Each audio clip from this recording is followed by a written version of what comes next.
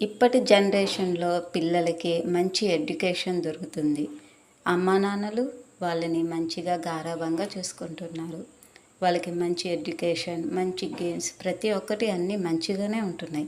అవన్నీ చూసిన మనం మీకు ఈ జనరేషన్‌లో మంచిగా చదువు చెప్పే టీచర్లున్నారు. మంచిగా గారాబం చేసే పేరెంట్స్ ఉన్నారు.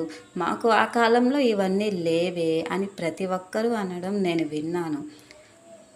ఆహ్, ఒకప్పుడు మనకి అలాంటి ఎడ్యుకేషన్ లేనప్పుడు ఇప్పుడు మనం ఏముంది యూట్యూబ్‌లో చాలా వీడియోస్ ఉంటాయి. స్పోకెన్ ఇంగ్లీష్, స్పోకెన్ హిందీ ప్రతి ఒక్కటి మనం ఆ యూట్యూబ్‌లో చూసుకొని మనం నేర్చుకోవచ్చు.